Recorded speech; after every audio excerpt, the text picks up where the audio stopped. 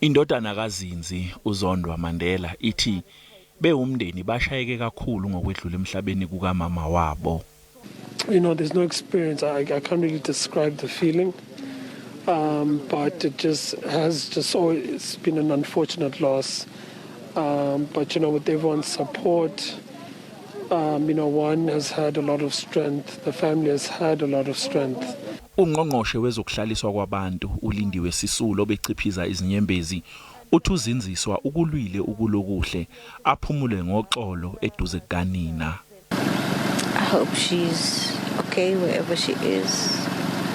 I hope she's being looked after by her mom. It's just the most saddest thing.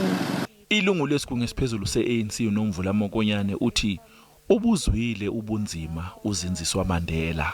Sadly, the invisible enemy has been able to take her away from us when she has survived bullets, survived torture, survived pain inflicted by the apartheid system.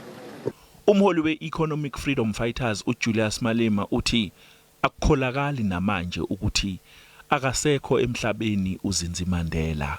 When people like Mama Zindzi succumb to this invisible enemy, we all remain hopeless and we are shattered because we always looked up to people like her.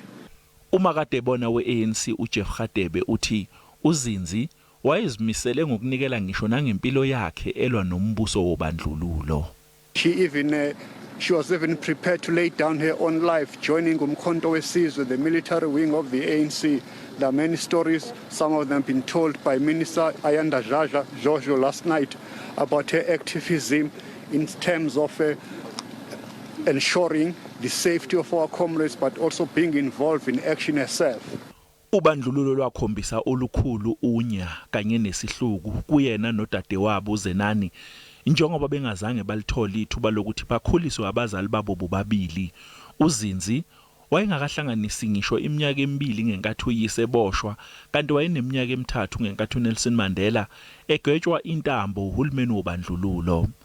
Ngo-1977 umama kaZindzi uWinnie Madikizela Mandela wadingiselwa eBrandford eOrange Free State kanti uZindziswa wahamba nonina bayohlala kuleyo ndawo.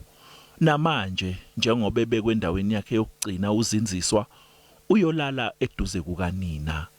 NguCalvin Dludla weindaba ze-SABC.